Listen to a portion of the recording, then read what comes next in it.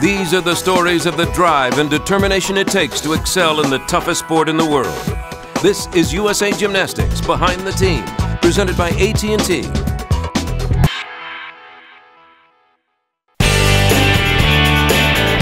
I believe that club visits are extremely important in our sport, and I came here today and did a club visit here to Bright Stars Gymnastics. Who knows what I did?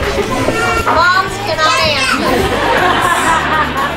The girls have been so excited. They got to learn a little bit about her and be inspired by what she's done. I'm down here in Houston, Texas, visiting a bunch of local clubs. Everybody say hi to David Durante. There's some really important things that I think I can pass on to the younger generation. It's not about talent, it's about how much you really want it.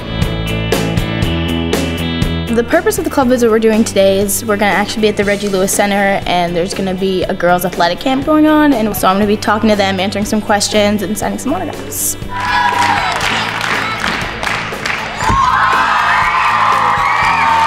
It's important that you continue to keep inspiring our young athletes, our young gymnasts. Doing club visits, to me, are the most rewarding. When we go to see these clubs, some of the little kids have some pretty interesting questions. Every gymnast has questions, and I think they're across the board the same. I can't do a back handspring. What do you think I should do? To how long have you been doing gymnastics? What's your favorite color? To, what's your favorite food? What was my least favorite event? My least favorite event was the beam. Yeah. Oh. I just like going out there and hearing what they have to say, and I can, give them some advice. The best advice I can share to young people is you can be anything you want to be, or you can do whatever it is you want to do if you're willing to work hard. I'm trying to tell these kids that it really doesn't matter how good the next guy is next to you. It's if you're willing to put in the time, anybody can achieve that ultimate goal.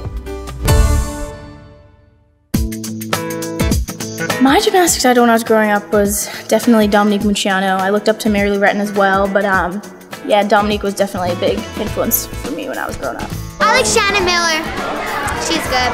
I read a book about her. The three that I kind of model my gymnastics after are John Roethlisberger, Blaine Wilson, and Jair Lynch.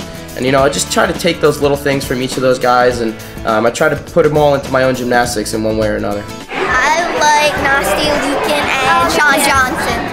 My favorite gymnast is Mary Lou Retton because she's a great gymnast and I love her, and she's very brave and honest. My gymnastics inspiration was Nadia Comaneci. I was 7 years old, glued to the television set that summer of 1976, and now I have the little kids looking up to me, and it's quite an honor. It really is a very humbling thing. It's a strange feeling to have people look up to you, because I remember just being younger and looking up to the generation of gymnasts before me. In my mind, I still have a long way to go to reach, the guys that I used to look up to when I was a kid.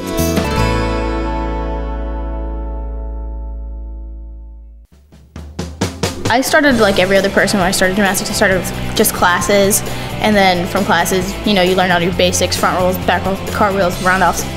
When you're 6 years old, that's when I started. It's kind of hard to say that the Olympics are what I'm here for. You do it because you love it, you do it because you want to learn how to do a backflip. I like to do flips. I just like it, and I like doing upside down stuff. I like going to compete and stuff. It's fun. Yeah. You do? I get so nervous. It's the foundation of all sports. Keeps them healthy, builds strength, stamina. It's healthy and it's exercise, and it's just a lot of fun. You look at those elite gymnasts, and every single one of them, including myself, started out doing their very first somersault, their very first cartwheel in a club.